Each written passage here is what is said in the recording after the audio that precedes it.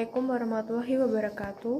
Perkenalkan, nama saya Firka Auliasari, absen 35 dari kelompok 4. Di sini saya dan teman-teman saya akan mempresentasikan bab memperkukuh persatuan dan kesatuan bangsa dalam konteks Negara Kesatuan Republik Indonesia.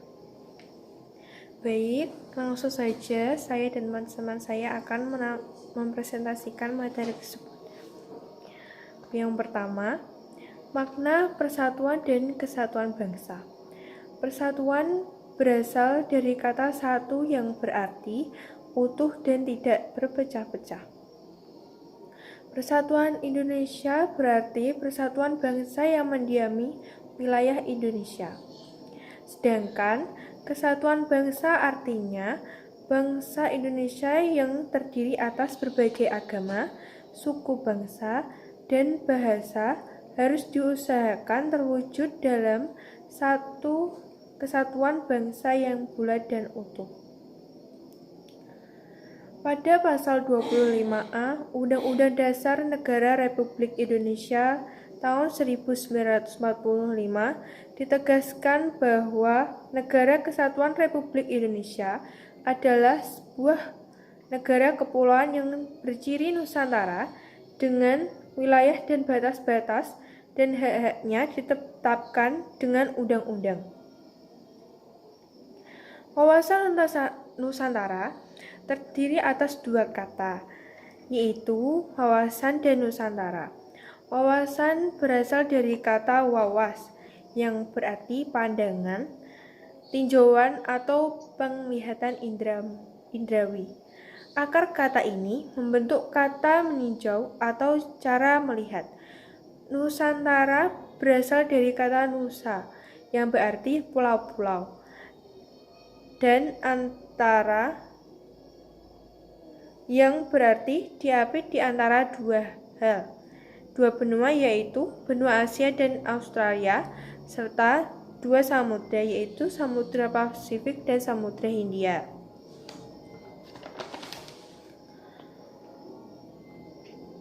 Wawasan Nusantara bagi bangsa Indonesia berarti cara pandang Indonesia tentang diri dan lingkungan berdasarkan ide nasional yang dilandasi Pancasila dan Undang-Undang Dasar Negara Republik Indonesia tahun 1945.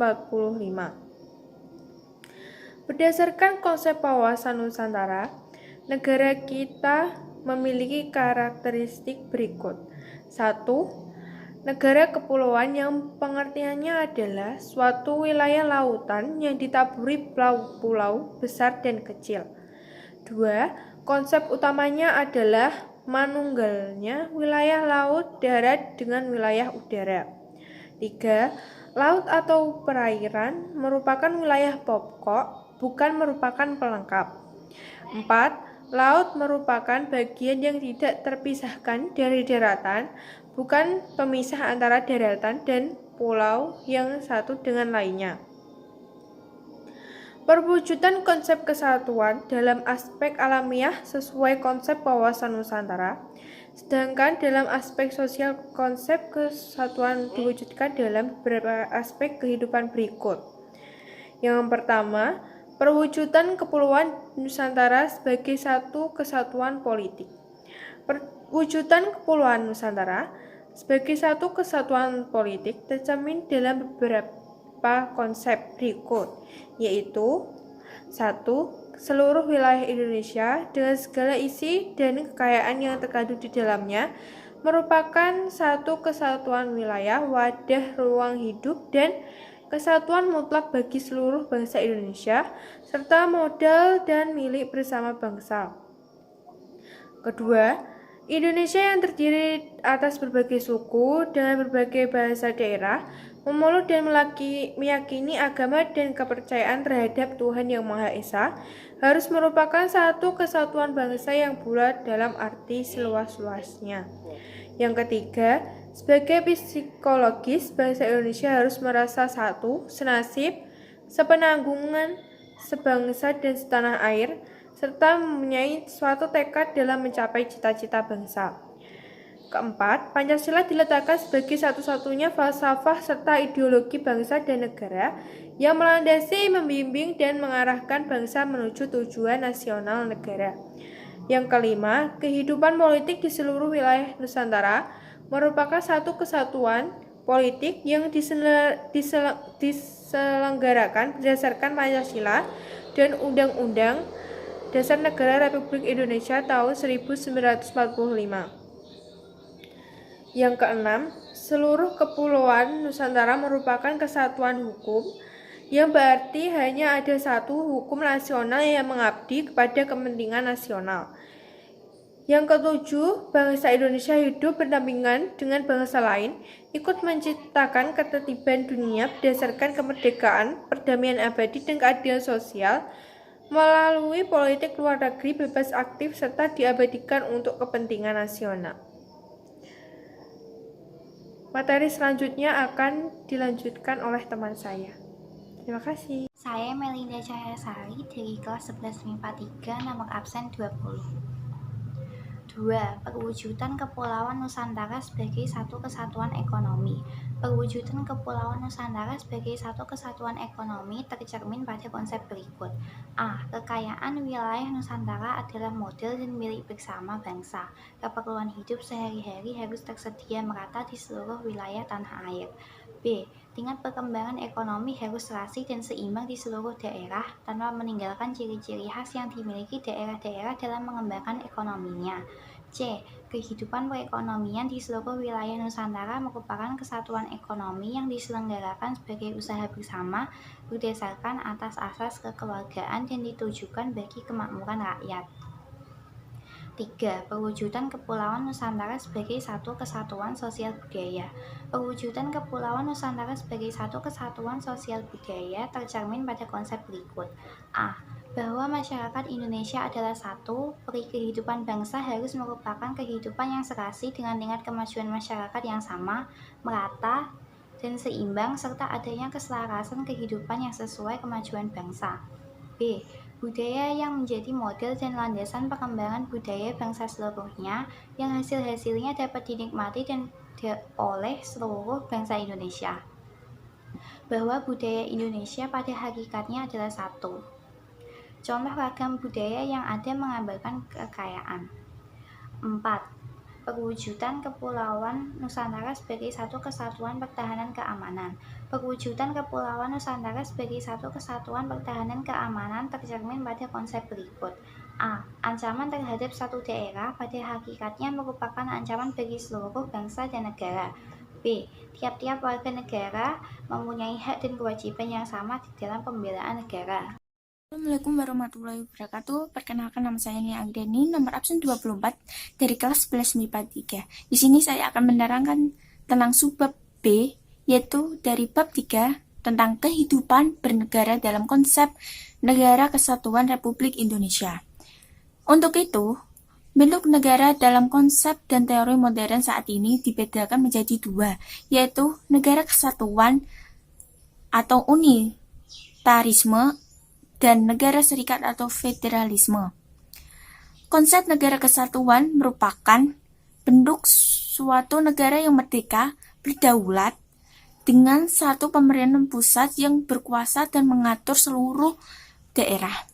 Dalam pelaksanaannya, negara kesatuan dibagi menjadi dua, yaitu negara kesatuan dengan sistem desentralisasi, yang kedua, negara kesatuan dengan sistem sentralisasi. Negara kesatuan dengan sistem desentralisasi yaitu bentuk negara yang di dalamnya terdapat pembagian wilayah atau daerah. Pembagian daerah meliputi provinsi, kabupaten, atau kota. Yang kedua yaitu negara kesatuan dengan sistem sentralisasi. Negara kesatuan dengan sistem sentralisasi merupakan bentuk negara dengan segala urusan negara langsung diatur dan diurusi oleh pemerintahan pusat, termasuk segala hal yang mencangkup pemerintahan dan kekuasaan di daerah. Yaitu yang kedua, konsep negara federal. Negara federal disebut juga dengan negara serikat. Negara serikat merupakan bentuk negara gabungan dari beberapa bagian. Negara-negara tersebut Negara-negara bagian tersebut pada awalnya merupakan negara yang merdeka, berdaulat, berdiri sendiri. Setelah menggabungkan dirinya kepada bagian negara serikat, dengan sendirinya negara melepaskan sebagian kekuasaannya dan menyerahkannya kepada negara serikat. Secara lebih terperinci, pemerintahan federal memiliki wewenang dalam hal berikut. Yang pertama, hal yang berhubungan dengan pembiayaan seperti keuangan, mata uang, pajak, dan pos. Yang kedua, hal yang mengenai kepentingan bersama antara bagian seperti pos, telekomunikasi, industri, dan pengetahuan. Yang ketiga, hal yang mencangkup kedudukan negara sebagai subjek hukum internasional, misalnya kewarganegaraan dan imigrasi.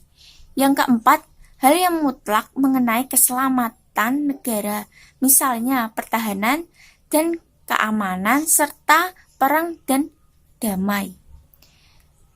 Selanjutnya yaitu ada contoh negara-negara federasi antara lain Amerika Serikat, Australia, India, Jerman, dan Malaysia. Negara serikat memiliki ciri-ciri sebagai berikut. A. Tiap negara bagian memiliki kepala negara, parlemen, dan dewan menteri demi kepentingan negara bagian. Yang B. Tiap negara bagian boleh membuat konstitusi sendiri tetapi tidak boleh bertentangan dengan konstitusi negara serikat. C. Hubungan antara pemerintahan federal atau pusat dan rakyat diatur melalui negara bagian kecuali dalam hal tertentu yang kewenangannya telah diserahkan secara langsung dengan pemerintahan federal. Perkenalkan, nama saya Siti Maufira dari kelas 11 MIPA 3. Di sini saya akan menjelaskan tentang konsep NKRI menurut UUD Negara Republik Indonesia tahun 1945. NKRI merupakan negara kesatuan yang meliputi persatuan seluruh wilayah Indonesia dari Sabah sampai Merauke. NKRI mengandung makna keutuhan yang meliputi 1. Keutuhan wilayah meliputi seluruh pulau dengan segenap tanah air dan udara dari Sabang sampai Merauke. Yang kedua, keutuhan khazanah budaya yang meliputi adat istiadat, karya cipta, dan hasil pemikiran bangsa dan suku-suku di seluruh NKRI. Yang ketiga, keutuhan sumber daya alam. Yang keempat, keutuhan penduduk atau sumber daya manusia. Landasan hukum negara Indonesia. Yang pertama, landasan ideal yaitu Pancasila. Yang kedua, landasan konstitusional yaitu UUD Negara Republik Indonesia tahun 1945. Tujuan NKRI yang termuat dalam pembukaan UUD 1945 adalah melindungi segenap bangsa dan seluruh tumpah darah Indonesia, memajukan kesejahteraan umum, mencerdaskan kehidupan bangsa, ikut melaksanakan ketertiban dunia yang berdasarkan kemerdekaan, perdamaian abadi, dan keadilan sosial. Dalam mewujudkan tujuan NKRI, Indonesia menyelenggarakan beberapa fungsi, di antaranya 1. Menjaga pertahanan, 2. Menegakkan keadilan melalui badan-badan peradilan, yang ketiga melaksanakan penertiban, yang keempat mengusahakan kesejahteraan dan kemakmuran. Keunggulan NKRI. Keunggulan NKRI dalam kehidupan berbangsa dan bernegara, Indonesia memiliki berbagai keunggulan, di antaranya jumlah penduduk yang cukup besar, masyarakat multikultural, konsep wawasan Nusantara yang menyatukan wilayah Indonesia, semangat Sumpah Pemuda, keramah tamahan, letak wilayah yang strategis, kenampakan alam yang indah, wilayah alam yang luas dengan tanah yang subur, serta sumber daya alam yang melimpah. Sekian, terima kasih. Assalamualaikum warahmatullahi wabarakatuh. Nama saya Salva Nur Adinda dari kelas 11 MIPA 3 nomor absen 32. Di sini saya akan menjelaskan tentang subbab C, yaitu faktor pendorong dan penghambat persatuan dan kesatuan bangsa Indonesia. 1. Faktor pendorong persatuan dan kesatuan bangsa Indonesia. Kemajemukan negara Indonesia dapat terpelihara dengan baik karena ada persatuan dan kesatuan. Persatuan dan kesatuan dipandang sangat penting karena tanpa persatuan dan kesatuan, Indonesia akan sangat mudah terpecah-pecah dan berpotensi terjadi konflik. Sekarang, bangsa Indonesia dihadapkan pada berbagai masalah seperti tawuran pelajar, persekusi yang dilakukan sekelompok warga, ujaran kebencian dalam media sosial, permusuhan antar kelompok, perilaku koruptif, ketegangan antar etnik, hingga kemunculan ideologi radikal. Oleh karena itu, persatuan dan kesatuan wajib diterapkan untuk menghadapi berbagai masalah tersebut. Tidak hanya masalah sosial, tetapi juga masalah politik, ekonomi, budaya, pertahanan, dan keamanan. Jika berbagai masalah tersebut tidak segera ditangani, dapat mengganggu kenyamanan kehidupan bermasyarakat, berbangsa, dan bernegara. Berbagai masalah tersebut dapat dihadapi jika bangsa Indonesia memiliki ketahanan nasional yang kuat. Menurut Frans Magnus Suseno, ketahanan nasional dibentuk atas nilai dasar dan cita-cita bangsa, bukan segelintir individu atau kelompok tertentu. Fondasi utama persatuan dan kesatuan bangsa Indonesia harus diperkuat. Ada 3 faktor pendorong yang dapat memperkuat persatuan dan kesatuan bangsa Indonesia, yaitu Sumpah Pemuda, Pancasila, dan Bhinneka Tunggal Ika. Semangat Sumpah Pemuda sejalan dengan hakikat Pancasila. Konsensus dasar Pancasila adalah kesediaan untuk saling menerima dalam perbedaan.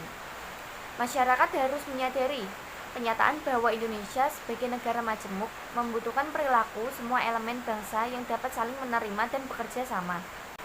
Penguatan persatuan dan kesatuan atau identitas kebangsaan juga tidak cukup hanya dengan nilai-nilai tenggang rasa. Masyarakat juga harus secara rasional, tenang, dan objektif membicarakan perbedaan pandangan. Bangsa Indonesia merupakan bangsa Bhinneka Tunggal Ika, yang berarti bangsa yang berbeda-beda tetapi tetap satu jua. Kemajemukan masyarakat bukan merupakan hambatan bagi penguatan persatuan dan kesatuan bangsa. Justru, kemajemukan merupakan potensi dan kekuatan yang sangat kaya demi kemajuan bangsa dan negara Indonesia. 2. Faktor penghambat persatuan dan kesatuan bangsa Indonesia. Dalam mengatasi segala permasalahan, NKRI berpedoman pada acuan dasar kehidupan berbangsa dan bernegara, yaitu nilai-nilai dan norma-norma yang terdapat dalam Pancasila dan UUD Negara Republik Indonesia tahun 1945. Contohnya dalam lingkungan masyarakat, sering terjadi suatu tawuran pelajar atau antar kelompok masyarakat. Padahal, suatu cara yang paling benar untuk menyelesaikan masalah adalah dengan musyawarah. Jika berbagai masalah bangsa itu tidak segera diselesaikan, dapat merusak persatuan dan kesatuan bangsa Indonesia. Adapun faktor-faktor penghambat persatuan dan kesatuan bangsa Indonesia sebagai berikut.